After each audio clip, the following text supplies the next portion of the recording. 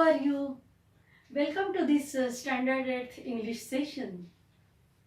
In our last periods, what we have seen, do you remember? Yes, I think you have done the assignment or homework also, because I had given you the homework of writing the matching the sentences with their types on page number 51, right? So just see if you have done it or not. On page number 51, match the sentences with their types. This homework I had given you, and again question tag also we have seen. Question tag and kinds of sentences or types of sentences we learnt in our last period. So do the homework and assignment whatever I have given you, and whatever we have learnt in these English sessions, you must read it, write them the assignment and read them again and again. Then only you will understand whatever you have learnt. Okay, so please have the practice. Writing makes man perfect. So have the practice of writing. Okay, so now let us turn to the next topic in your textbook, that is page number 55. It is unit 3rd we are going to start. Now you will ask me, what about 2.5? What about 2.5? Because I have not taught you this topic, a heroine of the sea 2.5. So what about that? So remember, this topic has been dropped or cancelled for this year only due to corona lockdown. Okay, so 25% portion is reduced by the education department. So we have got the teachers, we have got the instructions likewise, and that's why we are telling you. Okay, so the a heroine of the sea you have not to study for this year. And next year what the students will learn that topic whatever is reduced now. Okay, so your work is easy, quite easy. After completing the 2 units, we are going to start now the 3rd unit, that is unit 3.1. See on page number 55. Have you seen on page number 55? What have you found out? You will find that the 3rd unit is going to start, which is 3.1. First topic in the 3rd unit is why. It is a poem. The name of the poem is Why. Now, why is what have you learnt about this why or what, where? Can you tell me? Yes, in our last period only we have seen the types or kinds of sentences. Assertive sentence, then interrogative sentence, that is questions type. Both the type of questions we have learned. Then imperative type, आज्ञार्थी ज्याला आपण म्हणतो. Then the last one, exclamatory. So we have learned these 4 types of sentences, isn't it? Now what is the second type we have learned? That is interrogative or question form. The type of sentence in which there is a question. And questioning, what is the importance of questioning? If we ask the question ourselves, then what change we find in ourselves? Yes, curiosity arises. Curiosity, it means जिज्ञासा किंवा चौकसपणा. तर हा जो चौकसपणा आहे, जिज्ञासा जी आहे, ती प्रश्न आपल्याला स्वतःला विचारल्यानंतर किंवा दुसऱ्याला विचारल्यानंतर ती जागरूक होते. ज्याला विचारलं त्याच्याही मनामध्ये आणि ज्याने विचारलं त्याच्याही मनामध्ये. Yes, we are eager to know what is the answer of that question, particularly WH questions, not yes or no type or verbal type of question. We have seen these 2 types of questions. Remember, 2 तऱ्हेचे प्रश्न आपण पाहिलेले आहेत की प्रश्नार्थक वाक्य 2 तऱ्हेचे असतात. एक म्हणजे WH टाईप आणि दुसरं म्हणजे verbal type. Isn't it? Do you remember?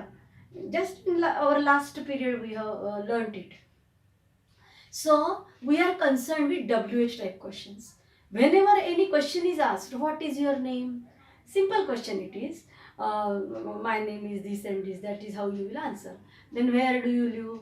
I live in Ahmednagar, or whatever you will be to your answer. Then suppose someone asks you the question with why, then what answer you will give? Why do you come to school? Why do you study English? If someone will ask you this question, or if you will ask this question to yourself, then what answer you will get? Different, you will get different types of answer. Or if you will ask this question to yourself, you may not get answer, or you may think in that way, why do I learn English? Why I have to learn English? Why should I learn English? So your way of thinking starts in that way, to think about to find out about the to find the answer about that question, why, isn't it? If someone asks you the question with why, or if you will ask the question with to your own, then the thinking starts in your mind to find out the reason or find out the answer of this question. So if someone asks you the question with why, you have to give the answer with reason. Your answer will be the reason. Why म्हणजे काय? का म्हणून एखादी गोष्ट असे जर विचारली तर त्याचं उत्तर अर्थातच काय येणार आहे? कारण येणार आहे. असे का असं जर कोणी विचारलं तर त्याचं कारण की असं उत्तर येणार आहे ना. म्हणजे व्हाय हे कारणे द्यासारखं प्रश्न आहे. So just see in this poem what is the poem about, and who asked these questions to whom, and does he get the answers of this why? We have to find out in the poem. Let us read the poem, and before reading the poem, just do the warming up activities yourself afterwards, because they are quite easy. 55 page number. On page number 55, you some activities are there. Just one activity you will do at home. This is, take it as an assignment or a homework. What you have to do? You have to put the proper WH word in the in that blanks. Fill in the blanks with proper action WH word given above. How, when, where, what, who, whose, which, and why. Just read the sentences or the questions and put the proper question word in the blank. Okay, you can do it. Just try to understand the meaning of each and every word, WH word. How म्हणजे काय? How means कसे. Then when, केव्हा. Where, कोठे. What, काय. Who, कोण म्हणजे व्यक्ती. Whose, कोणाला, कोणाचा. नंतर which, कोणते किंवा कसे, कोणते म्हणूया. which, why, कोणते, कोणता, कोणते, कोणती. नंतर why म्हणजे का. आता हा जो why आहे त्याच्याबद्दलची ही पोएम आहे. Let us read the poem. Very interesting poem. You will definitely like the poem. Okay, so see on page number 56 we will read the poem why.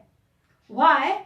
I know a curious little boy. Please concentrate on the poem. Very easy and very interesting also. I know a curious little boy who is always asking why. I know a curious little boy who is always asking why this, why that, why then, why now, why not, why, by and by. So many times the word why is repeated. This is a kind of figure of speech repetition given on page number 57. ज्याला आपण अलंकार म्हणतो मराठीमध्ये, figure of speech. We have seen in some previous lesson about figure of speech, onomatopoeia and alliteration. We have seen those figures of speech. One more figure of speech you are going to learn here, that is repetition of some words or some lines also. So here the word why is repeated in this poem. Second stanza, he wants to know why wood should swim while lead and marble sink. Why stars should shine and winds should blow, and why we eat and drink. Now see, such a simple question. Why we eat and drink? आपण का खातो आणि पितो? याचं उत्तर आपण आपल्याला जरी विचारलं किंवा कोणाला जरी विचारलं तरी त्याचं रिझन आपल्याला मिळू शकेल, की जगण्यासाठी किंवा जिवंत राहण्यासाठी आपल्याला जे काही पौष्टिक म्हणजे अन्न किंवा सकस आहार जो मिळतो त्यातनं जे आपल्याला घटक मिळतात, जीवन घटक, जीव घटक, त्याच्यासाठी आपण अन्न खातो आणि पितो. बरोबर आहे की नाही? सगळे vitamins and carbohydrates and iron हे सगळं मिळत असतं आपल्या रक्तामध्ये. ते घटक जमा होतात मग त्यानंतर खाल्लेल्या अन्नाचे आपलं रक्त पण वाढतं. बरोबर आहे की नाही? व्हाय वी ईट अँड ड्रिंक. बघा, व्हायने प्रश्न विचारल्यानंतर त्याची उत्तरं केवढी आपल्याला मिळू शकतात आणि त्याचा किती आपण विचार करू शकतो पुढे. He wants to know what makes the clouds and why they cross the sky. Why sinks the sun behind the hills and why the flowers die. Sink म्हणजे काय? बुडणे. सूर्य का बुडतो? तो ॲक्च्युअल बुडतो की आपल्याला बुडताना दिसतो? विचार करता येतो आपल्याला ह्या प्रश्नाविषयी. Yes, why the flowers die. Next stanza, fourth stanza. He wants to know why wind should come from out the bellows nose, why pop guns should go pop, and why the ocean ebbs and flows. आपल्या अवतीभोवती घडणाऱ्या गोष्टींचं जर आपण निरीक्षण केलं, तुम्ही T व्हीवर पण बघत असाल किंवा अवतीभोवती तुमच्या कधी तुम्हाला बघायला मिळालेलं असेल, परेडच्या वेळी पोलीस परेड ग्राउंडवर बँड पथक पाहिलं असेल कुठलं किंवा टी व्हीवर वगैरे, तर त्याच्यामध्ये कसे वेगवेगळे वाद्य असतात आणि ते वाजवताना कसं कुठून काय हवा निघती बाहेर. मग ती बासरी असेल किंवा अन्य काही कोणत्याही प्रकारचं म्युझिकल इन्स्ट्रुमेंट असेल किंवा तुम्ही ऑर्केस्ट्रा पाहत असाल, गाण्याचे प्रोग्राम पाहत असाल टी व्हीवर, तर त्याच्यात पण तुम्हाला वेगवेगळी वाद्य दिसतील. मग काही वाद्यांमधनं कसं त्याच्यातनं हवा विशिष्ट पद्धतीने पास केली तर त्याचा आवाज येतो. उदाहरणार्थ फ्ल्यूट म्हणजे बासरी. त्याच्यानंतर एक दिलेलं इथे बेलोज नोज म्हणजे भाता. हार्मोनियम माहिती आहे तुम्हाला? पेटी हार्मोनियम. हार्मोनियमचा सुद्धा भाता असतो बेलोजचा.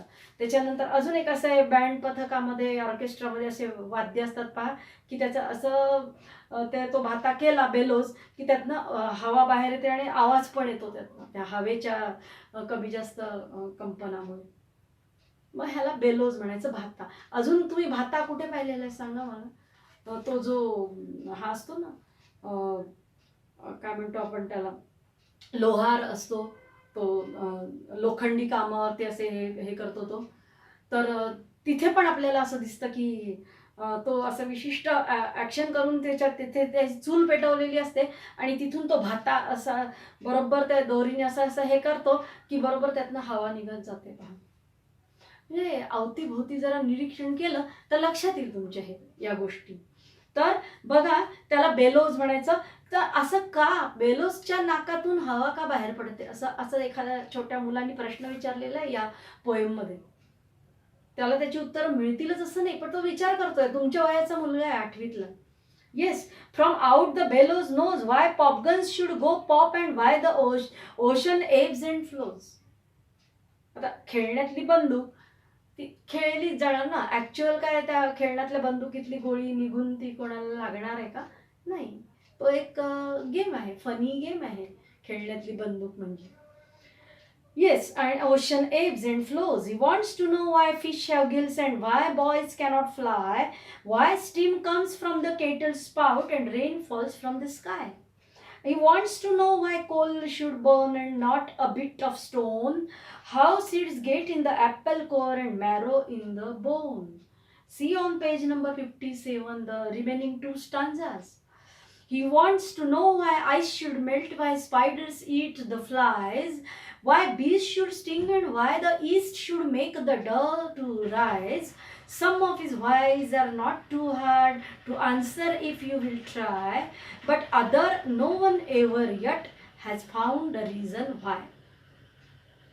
प्रत्येक स्टांजामध्ये काय काय त्या पोएममधल्या मुलाला वाटतं ते त्यांनी प्रश्न विचारलेले आहेत त्याच्या संदर्भातले, की असं का होतं. त्याची उत्तर त्याला लगेच मिळतील असं नाही, पण आपल्याला पण वाचताना विचार करावा लागतो किंवा करावासा वाटतो की खरंच की असं का होतं, त्याचं काय रिझन आहे. असं होण्याचं काय रिझन आहे? मग आपण जेवढे मोठे मोठे होत जाऊ, मग आपल्याला आपण सायन्स शिकतो, तुम्ही विज्ञान शिकता, मग सायन्स शिकत असताना आपल्याला कदाचित यातल्या काही प्रश्नांची उत्तरं सापडतील, किंवा काही मोठे मोठे होत असताना आपली जी क्युरिओसिटी आहे, जिज्ञासू वृत्ती आहे, ती जर वाढत गेली या पद्धतीने, तर आपण बरेच नॉलेज मिळवू शकू. अँड दिस इज द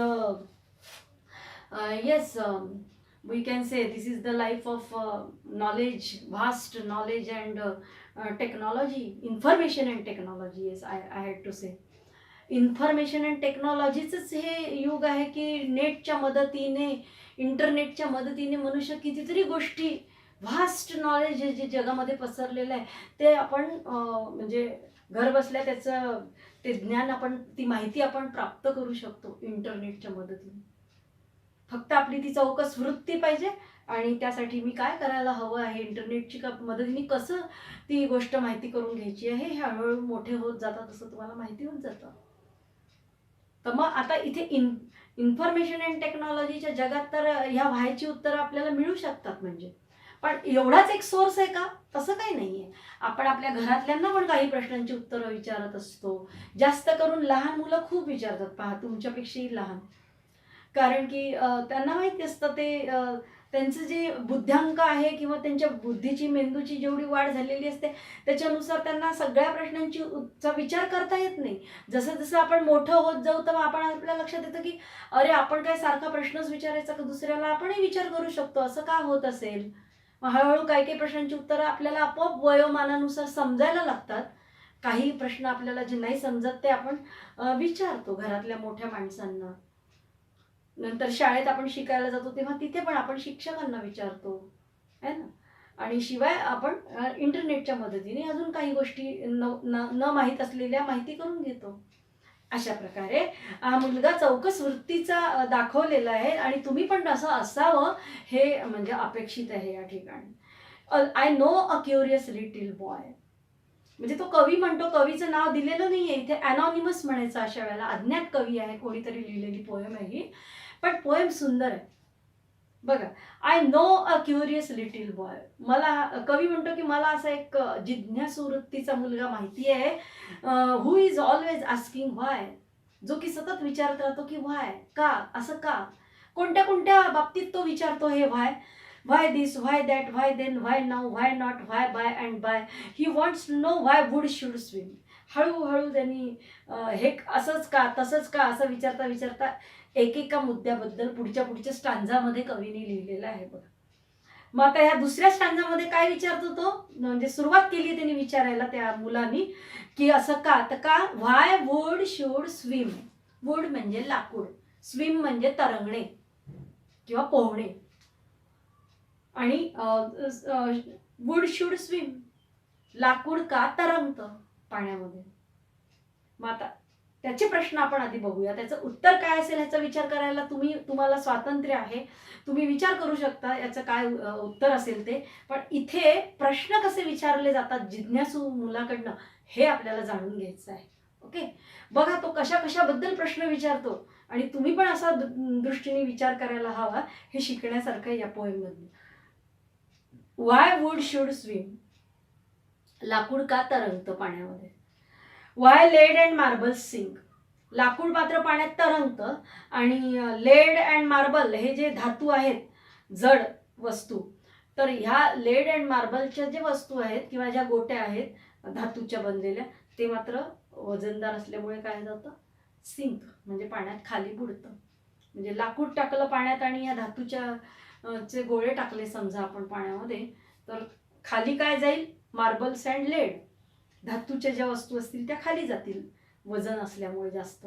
आणि जे हलकं आहे वजनामध्ये त्याच्या तुलनेत, ते म्हणजे उदाहरणार्थ लाकूड, तर ते काय होणार आहे, स्विम म्हणजे ते फ्लोट्स, तरंगतं ते पाण्यावरती लाकूड. म्हणून तर लाकडी होडीतनं, नावेतनं एका किनाऱ्यावरून दुसऱ्या किनाऱ्यावर जातात ना, छोटे छोटे जिथे नद्या असतात किंवा छोटे छोटे जलाशय असतात तिथे. काही ठिकाणी रस्ते पूर्ण गेलेले नाहीये छोट्या गावांमध्ये बघा, आणि म्हणून मग पुराचा खूप धोका असतो अशा गावांना, है ना. Would should swim. मग अजून त्या मुलाला काय प्रश्न पडले, व्हाय स्टार शुड शाईन. लगेच आपल्याला असं आठवतं, twinkle twinkle little star how I wonder what you are. Wonder म्हणजे आश्चर्य वाटतं ताऱ्यांकडे पाहून लहान मुलांना. ही पोएम आहे, राईम आहे स्मॉल किड्सची, स्मॉल चिल्ड्रन. तर छोट्या प्रायमरी शाळेतल्या मुलांची, नर्सरीतल्या मुलांची हे नर्सरी राईम्स आहेत. पण मग त्याच्यातनंही आपल्याला मोठं थोडंसं तुमच्या वयाचं झाल्यानंतर का असे प्रश्न पडू शकतात ना. व्हाय स्टार्स शुड शाईन, तारे का चमकतात. मग हळूहळू विज्ञानात आणि भूगोलात आपल्याला ते कळायला लागतं. सूर्याच्या प्रकाशामुळे ते चमकतात म्हणून सूर्याकडनं घेतात. किंवा त्यांना स्वतः पण स्वतःचं जर तसे त्याच्यातले काही तारे असतील सूर्यासारखे की जे खूप लांब आहेत आपल्यापेक्षा, ते सुद्धा चमकतात. स्वतः स्वयंप्रकाशित असतात ते, म्हणून चमकतात. काही जर त्याच्यातले असतील ग्रह, तर ते मग आपल्याला, आपण त्याला तारे म्हणतो पण ते ग्रह असू शकतील लांबून आपल्याला चमकताना दिसतात म्हणून. मग ते सूर्याकडून किंवा सूर्यासारख्या असलेल्या ताऱ्याकडून प्रकाश घेतात आणि त्याच्यामुळे ते आपल्याला चमकताना दिसतात. बरोबर आहे. आणि अंधार पडल्यावर मुख्य म्हणजे ते चमकताना दिसतात, कारण सूर्य लोप झालेला असतो त्याचा. म्हणजे ह्याची उत्तरं आपल्याला अशी विज्ञानात भूगोलात मिळायला लागतात. पण ठीक आहे, आपण त्याची उत्तरं नाही बघणार, आपण फक्त प्रश्नांकडे कॉन्सन्ट्रेट करूयात. Yes, he wants to know what makes the clouds and why they cross the sky. Clouds आला आता बघा काय काय झालं. Why stars should shine and wind should blow. हा, हे राहिलं आपली ही ओळ राहिली सेकंड स्टॅन्झामध्ये. व्हाय स्टार्स शुड शाईन इथपर्यंत आपलं झालं होतं. And wind should blow. Winds म्हणजे वारे, वारे का वाहतात. Yes, why we eat and drink, आपण का खातो आणि पितो. Next, he wants to know what makes the clouds. त्या ह्या कवितेतल्या मुलाला अजून काय जाणून घ्यायचं आहे, काय जाणून घेण्याची त्याची उत्सुकता आहे. तर he wants to know why wind should come, what makes the clouds. ढग कसे बनतात, कोण बनवतं ढगांना, ढग कसे बनतात. Why they cross the sky, आणि मग ते असे तयार झालेले ढग या बाजून एका बाजूकडून दुसऱ्या बाजूकडे आकाशामध्ये असे जाताना का दिसतात आपल्याला. Why do they cross the sky. Yes, why sinks the sun behind the hills. Hills म्हणजे टेकड्या, टेकड्यांच्या मागे सूर्य का बुडतो खाली. खरंच बुडतो का तो, का मावळतो म्हणतो आपण त्याला, म्हणजे बुडणे, सूर्य बुडणे, मावळणे. पण तो कुठे जातो बुडून किंवा मावळून. टेकड्यांच्या पलीकडे गेला असं दिसतं आपल्याला संध्याकाळ झाल्यानंतर, पण तो मावळतो का खरंच. कुठे जातो तो, कुठे बुडतो, कुठे डुबतो सूर्य. हे त्या मुलाला पडलेले प्रश्न आहेत. Why sinks the sun, sink म्हणजे बुडणे, sun behind the hills and why the flowers die. बघा आता फुलं का कोमेजतात, हा पण त्याला प्रश्न पडलेला आहे. ताजी तवानी किती वेळ राहतं, त्याचं आयुष्य किती फुलांचं फ्रेश राहण्याचं, टवटवीत राहण्याचं, काही तासच ना. काही फुलं लवकर कोमेजतात, काही जरा उशिरा कोमेजतात, पण कोमेजतातच ना फुलं. झाडावरनं एकदा ती तोडल्या गेली, मग त्याचे हार बनवले गेले, आपण घातले देवाला, फोटोला किंवा मूर्तीला, त्याचा काय जो असेल तो वापर केला, काही तासानंतर ते कोमेजतातच ना फुलं. का कोमेजतात हा प्रश्न पडलाय त्या मुलाला. Yes, he wants to know why wind should come. म्हणजे वारा का वाहतो बा. Wind should come from out the bellows nose. हा नाही, आता हा वाऱ्याच्या बद्दलचं वरती झालंय विंड शुड ब्लो, वारे का वाहतात. पण आता इथे जो विंड आलाय तो कोणासाठी, तर मी मगाशी सांगितल्याप्रमाणे बेलोज म्हणजे भाता. एखाद्या म्युझिकल इन्स्ट्रुमेंटला जो भाता असतो तो त्याचा ॲक्शन केल्यानंतर, विशिष्ट पद्धतीने तो ऑपरेट केल्यानंतर त्यातनं वारा बाहेर काय येतो, म्हणजे वारा बाहेर येतो म्हणण्यापेक्षा त्याच्यातून तो आवाज काय येतो, म्हणजे वाऱ्याच्याच विशिष्ट हालचालीमुळे, ती हालचाल केल्यामुळे तो आवाज येतो की नाही. हार्मोनियम, पेटीचा पण भाता असा आपण केल्यानंतर आवाज येतो पेटीमधनं, हार्मोनियममधनं आपल्याला स्वर ऐकायला येतात. सारे गम प ध नि सा. तर असं का होतं, त्या भात्याच्या तोंडातून, तुम्ही ते फ्लूट पाहिली असेल, पहा फ्लूट पण पाहिलं असेल, म्हणजे बासरीचे पण त्याला जे छिद्र असतात, तर ते बोटं सुद्धा विशिष्ट पद्धतीने त्याच्यावर ठेवल्यानंतर काही त्याच्या छिद्रांमधनं वारा बाहेर येतो आणि तसा आवाज येतो. ते तंत्र आहे, how to play the particular musical instrument. तर हे त्याला जाणून घ्यायचं आहे. बेलोज नोजमधनं का, त्या भात्यामधनं, भात्याच्या नाकातनं का वारं बाहेर येतो, किंवा तो वाऱ्याच्या विशिष्ट हालचालीमुळे का त्या भात्यातनं आपल्याला वाटतं की इथनं काहीतरी आवाज येतोय किंवा इथनं काहीतरी वारं वाहतोय विशिष्ट पद्धतीने, जसा हवा तसा. नंतर why popguns should go pop and why the ocean ebbs and flows. Why popguns, popguns म्हणजे खेळण्यातली बंदूक. मी इथे लिहिलेले आहेत काही शब्द. सिंक म्हणजे बुडणे, बेलोज म्हणजे भाता, एब म्हणजे ओहोटी, गिल म्हणजे माशांची श्वसनेंद्रिय आपण बघणार आहोत आता पुढे. कोर म्हणजे गाभा, मॅरो म्हणजे हाडातील चरबी, अँड डव म्हणजे मळलेले पीठ. बघा आपण कुठपर्यंत आलेलो आहे. 1 2 3 4th stanza. Just see. He wants to know why wind should come from out the bellows nose, why popguns should go pop and why the ocean ebbs and flows. बंदूक, खेळण्यातली बंदूक लहान मुलांची जी असते ती का म्हणजे त्याचं का बरं असं होतं की पॉप म्हणजे जस्ट जवळच्या जवळ त्याच्यातनं बंदुकीत जरी आपण ती गोळी टाकली खेळण्यातली तरी ती जवळच्या जवळ फार काही लांब जाणार आहे का ती अशी का होते. म्हणजे त्याचा स्ट्रायगर दाबल्यानंतर त्याच्यातनं ते बाहेर का बरं येतं. आता छोटा मुलगा असल्यामुळे तो बंदुकी खेळण्यातल्या बंदुकीविषयीच विचार करणार ना, की ती अशी खेळण्यातली बंदूक अशी त्याचा तो जो आकोडा आहे तो दाबल्यानंतर का त्याच्यातनं ते बाहेर पडतं, का असं होतं, ती गोळी बाहेर का पडते. जेवढ्या प्रेशरने आपण दाबू तितक्या प्रेशर, जसं धनुष्यबाणाचं असतं आहे ना, असं का होतं हे त्याला प्रश्न पडलेला आहे. बघा. And why popgun should go pop and why the ocean ebbs and flows. Ocean म्हणजे सी म्हणजे समुद्र. ओशन समुद्र किंवा सागर, यालाच दुसरा इंग्लिश शब्द आहे सी, SEA.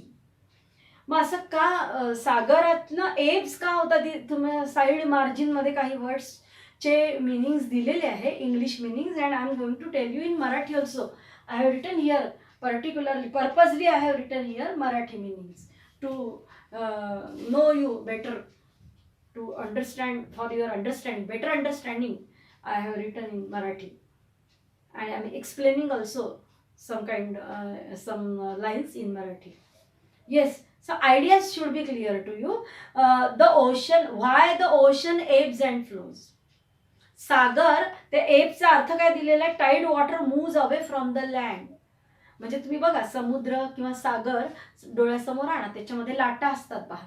आपल्याला माहिती, आपण शिकतो भूगोलात वगैरे किंवा विज्ञानात पण, की सागराच्या ज्या लाटा असतात त्या जशी जशी पौर्णिमा जवळ येईल तशा त्या लाटा काय होतात, उंच उंच होत जातात, उसळत जातात. त्याला आपण भरती म्हणतो. पौर्णिमेच्या दिवशी तर पूर्ण इतकी भरती असते की त्याच्या लाटा उंच उंच उसळतात, सागरामधल्या लाटा. ते भौगोलिक हे आहे, जॉग्राफिकल फिनॉमिना और scientific phenomena we can say. And on what can we say, म्हणजे ज्याला आपण अमावस्येकडे जाण्याचा जो दुसरा जो पंधरवाडा असतो महिन्यामधला, म्हणजे पौर्णिमेपासून तर अमावस्येपर्यंत, तर त्या वेळेला काय होतं, हळूहळू त्या लाटांची उंची कमी कमी होत जाते. मग त्याला आपण काय म्हणतो, ओसरतं पाणी, ओहोटी लागली सागराला असं आपण म्हणतो. म्हणजे लँड म्हणजे जमीन, जमिनीपासून लाटा जेव्हा आतमध्ये जायला लागतात सागरामध्ये, तेव्हा आपण म्हणतो की ओहोटी आहे. आणि भरती म्हणजे त्या ज्या वेव्ज आहेत, वेव्ज म्हणजे लाटा, त्या जशा लँडकडे यायला लागतात, सीशोर किनाऱ्याकडे यायला लागतात, जमिनीकडे यायला लागतात, जोर जोराने वाहून त्यांची उंची पण वाढायला लागते, तेव्हा मग आपण म्हणतो की भरती आली. Okay. So why the ocean ebbs and flows. का बरं असं होतं की सागराचं पाणी ओसरतं, आतमध्ये जातं सागरामध्ये, लँडपासून, जमिनीपासून आतमध्ये. He wants to know why fish have gills. Fish म्हणजे मासे. माशांना श्वसनेंद्रिय म्हणून असे विशिष्ट जे गिल्स असतात, त्याच्यामुळेच ते पोहू शकतात ना, आणि पाण्यामध्ये त्यांना ऑक्सिजन पण मिळतो त्या गिल्सच्या मदतीने. तर हे जे गिल्स त्यांना का असतात माशांना, गिल्स म्हणजेच त्यांचा तो असा अवयव की ज्याच्यामुळे ते श्वास घेतात पाण्यामध्ये सुद्धा मासे. तर ते असं का असतात त्यांना ते गिल्स, याचं उत्तर त्यांना कोणी देऊ शकणार आहे का. काही प्रश्नांचं उत्तर असं जरी विचारलं कोणी तर का असतात ते गिल्स. निसर्गाची निर्मिती आहे ना, कोणत्याही प्राण्याला असं का बनवलं निसर्गाने किंवा विधात्याने, याचं उत्तर कोणी देऊ शकेल का. नाही. म्हणजेच काय की answers of some why questions we may not get. We may not get the answers to some why questions. काही why प्रश्नांना आपल्याला उत्तरं मिळतील असं नाही, मोठं झाल्यावरही नाही मिळणार. पण हे प्रश्न लहान मुलाच्या मनामध्ये यायला मात्र पाहिजे किंवा यायला लागतात. कोणत्या विद्यार्थ्याच्या मनामध्ये असे प्रश्न येऊ शकतात? जो कसा आहे, चौकस आहे, क्युरियस आहे. निदान क्युरियस असणं ही तर गोष्ट चांगली आहे ना. न मिळू देत काही प्रश्नांची उत्तरं, पण निदान मनुष्य विचार तर करायला लागतो. अनेक गोष्टी जगात ज्या आहे की ज्याची उत्तरं आपल्याला कदाचित मिळणार नाही. काही प्रश्नांची उत्तरं मिळतील, की जसं उदाहरणार्थ सायन्समध्ये किंवा जिओग्राफीमध्ये, भूगोलामध्ये, किंवा काही मोठी माणसं पण देतील काही प्रश्नांची उत्तरं. पण काही प्रश्नांची उत्तरं कुठेच सापडणार नाही, असं पण होऊ शकेल. Not even on internet. इंटरनेटवर पण कदाचित उत्तर आपल्याला सापडणार नाही.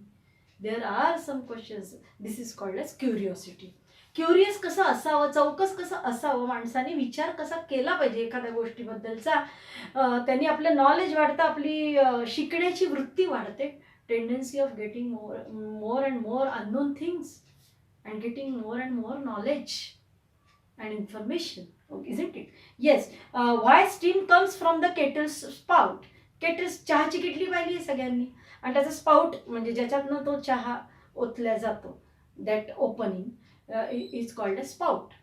त्याच्यातनं चहा असा बाहेर का पडतो, याचं उत्तर कोणी देऊ शकेल? आपण असं म्हणू शकू की इकडे तिकडे सांडू नये म्हणून तो बरोबर त्याच्यातनं, त्या स्पाउटमधनं बरोबर पडतो जिथे आपल्याला ज्या कपामध्ये टाकायचं आहे तिथे. पण व्हाय स्टीम्स कम, त्याच्यातनं वाफ का बाहेर येते, हा प्रश्न विचारला पडलाय त्या लहान मुलाला कवितेमधल्या. व्हाय स्टीम कम्स, स्टीम म्हणजे वाफ, comes from the kettle spout and rain falls from the sky. Sky म्हणजे आकाश, आकाशातनं पाऊस का पडतो. किती प्रश्न पडलेत त्या मुलाला. आपल्याला पण छान वाटतं वाचताना, नाही का? खरंच की याचा असा आपण विचार करतो का कधी, किंवा करायला पाहिजे का? We wants to know last stanza on page number 56, and he wants to know why coal should burn. Coal म्हणजे कोळसा. कोळसा का जळतो, जो की लाकडापासून तयार झालेला असतो कोळसा, तो का जळतो हा प्रश्न पडलाय त्या मुलाला. And not a bit of stone. कोळसा का जळतो आणि त्या कोळशाच्याच आकाराचा जर दुसरा दगड असेल तर तो का जळत नाही पेटवला तर. बरोबर, त्याचं म्हणजे विचार करण्याची, हे का जळतं आणि हे का जळत नाही. स्टोन म्हणजे दगड. How seeds get in the Apple core. Apple, all of you know Apple. Apple म्हणजे काय? सफरचंद. सफरचंदामधला कोर, कोर म्हणजे गाभा, आतमधला, सगळ्यात आतमध्ये त्या फळाच्या आतमधला जो सेंटर पॉइंट असतो त्याला गाभा म्हणायचं. तर त्या गाभामध्ये बिया का सापडतात. आता याचं उत्तर मला वाटतं ब्रह्मदेव पण नाही देऊ शकणार, कारण ब्रह्मदेव भेटला पाहिजे ना आपल्याला. isn't it? Yes. How seeds get in the Apple core. Seeds म्हणजे बिया. सफरचंदाच्या गाभ्यामध्ये बिया का सापडतात. And marrow in the bone. Bone म्हणजे हाडं. आपल्या कुठल्याही शरीराचे किंवा प्राण्यांचे जे हाडं असतात त्या हाडांमध्ये मॅरो का असतं. मॅरो म्हणजे हाडातील चरबी का असते, हा प्रश्न त्याला पडलेला आहे. Page number 57. He wants to know why ice should melt, why spiders eat the flies, why bees should sting, and why the yeast should make the dough to rise. म्हणजे बर्फ का वितळतं, ice should melt, spiders eat the flies. कोळी जे कीटक असतात, कोळी नावाचे कीटक तुम्ही पाहत असाल घरामध्ये आपल्याला दिसतात, कोपऱ्यामध्ये अगदी जाळं वगैरे जिथे असतं तिथं, ते का बरं छोट्या छोट्या किड्यांना, माशांना खातात कोळी. वाय बीज शूड स्टिंग. बीज म्हणजे मधमाशी. मधमाशी का बरं अशी चावते. स्टिंग म्हणजे ते त्याला जे हे असतात, काय म्हणूया त्याचे, असे तंतूसारखे धाग्यासारखे एकदम बारीक केसासारखे, त्या तंतूंनी ते एखाद्या गोष्टीमधलं द्रव्य काढून घेऊ शकतं चावल्यानंतर किंवा फुलावर बसल्यानंतर. त्याला ते निसर्गाने दिलेलं आहे स्टिंग. त्याच्या मदतीने ते बारीक त्या तंतूंच्या मदतीने ते त्याच्यातलं रस शोषून घेतात फुलांमधला. आणि मग ते का चावतं आपल्याला, मधमाशी का चावते, कारण ते चावण्यासाठीचे जे तंतू आहे ते त्याला दिले आहे म्हणून. तिला काही कळत नाही की याला आपण चावावं. तिला फक्त काय कळतं मधमाशीला, की ज्याच्यातनं आपल्याला रस मिळतोय का ते बघावं. म्हणून ती तसा प्रयत्न करते. Yes. And why the yeast should make the dough to rise. Dough म्हणजे काय? मळलेले पीठ. मळलेले पीठ फुलावे ब्रेड तयार करण्यासाठी जे बेकरीमध्ये, तर ते फुलावं याच्यासाठी ईस्ट मिसळलं जातं त्याच्यामध्ये. आपल्याला बेकिंग पावडर वगैरे माहिती आहे बाकीच्या गोष्टी, पण ईस्ट नावाचा पदार्थ पण मिसळला जातो की ज्याच्यामुळे ते फुलतं. ती भिजवलेली मळलेली जी कणिक आहे ती जास्ती फुलते अजून, आणि म्हणूनच त्याचा ब्रेड वगैरे तयार पुढे करता येतो, बेक करता येतं त्याला. मग असं का होतं हे त्याला प्रश्न पडलाय. And last stanza, some of his whys are not too hard. Some of his whys are not too hard to answer if you will try, but other no one ever yet has found the reason why. आत्ताच मी तुम्हाला शिकवता सांगितलं की काही व्हायची प्रश्नांची उत्तरं देता येणार नाही. ब्रह्मदेव आला तरी म्हणजे ब्रह्मदेवाची आपली गाठच पडू शकत नाही. म्हणून कोण देणार काही प्रश्नांची उत्तरं व्हायच्या त्या लहान मुलाच्या? काही प्रश्नांची उत्तरं मात्र आपण सायन्सच्या मदतीने किंवा जॉग्रफीच्या मदतीने देऊ शकतो. तर अशी ही पोएम आहे. Very interesting. And you try to do the English workshop, very easy. तिथे त्यांनी तुम्हाला पहिल्या इंग्लिश वर्कशॉपमधल्या पहिल्या याच्यामध्ये प्रॉपर ॲक्शन वर्ड सांगितलेलं आहे. म्हणजे समजा आता उदाहरणार्थ वूड म्हणजे लाकूड, मग ते काय होते? तरंगते, स्विम, तिथे त्यांनी दिलेलं आहे पेज नंबर 57. त्यानंतर मार्बल्स, सिंक, म्हणजे पोएमच्या मदतीने तुम्हाला हे सहज करता येणाऱ्या ॲक्टिव्हिटीज आहेत, नॉट सो डिफिकल्ट. किंवा आईसच्या पुढे काय येईल? मेल्ट. आईस म्हणजे बर्फ आणि मेल्ट म्हणजे वितळणे. तर मग ज्या क्रिया आहे त्या क्रिया त्याच्यासमोर ॲक्शन वर्ड म्हणायचं त्याला, त्या तुम्ही पोएमच्या मदतीने लिहायच्या. ही झाली पहिली ॲक्टिव्हिटी. दुसऱ्या ॲक्टिव्हिटीमध्ये रायमिंग पेअर्स. म्हणजे मी एक सांगते तुम्हाला, बॉय व्हाय, पोएमच्या ओळी बघत जायच्या, मग शेवटचे शब्दांच्या याच्यामध्ये कुठे आपल्याला वाटतं की त्याचा उच्चार केल्यावरती यमक जुळत आहे, तर ते मग ती जोडी लिहायची तिथे. मग बघा, बॉय व्हाय किंवा स्विम ड्रिंक किंवा सिंक ड्रिंक, असं या पद्धतीने. तर तुम्ही हे करू शकता. Very easy. Repetition, I told you, repetition about figure of speech. Now you just see on page number 58. See on page number 58. 58 वरच्या ह्या 2 ॲक्टिव्हिटीज आपण पेअर ॲक्टिव्हिटी बघूया आणि मग थांबूया, आणि नेक्स्ट टाइम आपण 3.2 सुरू करूया, the song of songs. Very interesting story. Okay, now just see, very easy. On page number 58, words from the poem related to environment. म्हणजे तुम्ही ती वेब काढायची आहे या ठिकाणी तुमच्या वहीमध्ये. तिथे दिलेली आहे पुस्तकामध्ये वेब, फक्त तुम्हाला ती तशी काढून आणि त्याच्यामध्ये ज्या ब्लँक आहेत त्या तुम्हाला भरायच्या आहेत त्या ठिकाणी. मग आपण बघूया की काय काय तिथे त्या ठिकाणी येऊ शकेल, किंवा मी तुम्हाला ओरली सांगते, तुम्ही नंतर कंप्लीट करा ते, because our time is going to over. So just words from the poem related to environment. पण environment म्हणजे काय ते लक्षात घ्या. environment म्हणजे पर्यावरण. पर्यावरणाशी संबंधित कोणते शब्द आहेत ते तुम्हाला पहिल्या वेब मध्ये लिहायचे. वेब डायग्राम मध्ये किंवा रेखाकृतीमध्ये, जाल रेखाचित्रामध्ये त्या तुम्हाला त्या ब्लँक्स मध्ये ते टाकायचे आहे शब्द. मग बघा बरं काय काय येईल. एक दिलेलं आहे तिथे पहिल्या वेबमध्ये, विंड म्हणजे वारा.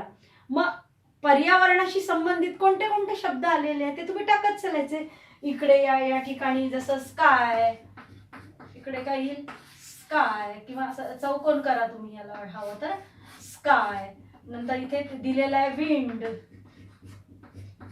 या पद्धतीने तुम्ही हे पूर्ण करा. काय काय येईल प्रयत्न करा सांगण्याचा. काय काय येईल बरं एन्व्हायरमेंट, पर्यावरणामधलं तिथे पोएम मध्ये बघत चला तुम्ही. स्काय किंवा विंड सारखे अजून कोणते शब्द सापडतात तुम्हाला? स्टोन, नंतर स्टार्स, क्लाउड्स, नंतर काय म्हणूया आपण फ्लॉवर्स. एवढेच तिथे ब्लँक्स दिलेले आहेत, त्या पूर्ण करा. ते तुम्हाला वेब पूर्ण करायची आहे. And then second web from the right side, words from the poem related to animals, fruits and insects. फक्त समजून घ्या की कुठे काय करायचंय. मग आता हा जो दुसरा वेब आहे, इथे मध्ये काय दिलेलं आहे, कोणते शब्द तुम्हाला अवतीभोवती त्याच्या लिहायचे आहे. Related to animals, words related to animals. Animals म्हणजे काय? प्राणी. किंवा अजून कोणते शब्द लिहायचे तुम्हाला? Fruits and insects. फ्रुट्स म्हणजे फळे, फ्रुट्स, आणि इन्सेक्ट्स म्हणजे कीटक. इन्सेक्ट्स म्हणजे काय? कीटक. मग ह्या गोष्टींशी संबंधित शब्द जे आहेत ते तुम्हाला इकडे वेबमध्ये लिहायचे आहेत. आणि एक तुम्हाला दिलेला आहे तिथे, काय दिलेलं आहे? स्पायडर दिलेलं आहे, कारण तो पोएम मध्ये आलेला आहे. स्पायडर, आता इथे लिहिते मी हे स्पायडर. स्पायडर्स दिलेला आहे. मग अजून असे तुम्हाला ॲनिमल्स किंवा फ्रुट्सची नावं जी काय आलेली असतील ती तुम्हाला पोएममधनं लिहायची आहे. सोपी आहे अगदी. बघा की सीड्स आलेले आहे. सीड्स म्हणजे बिया.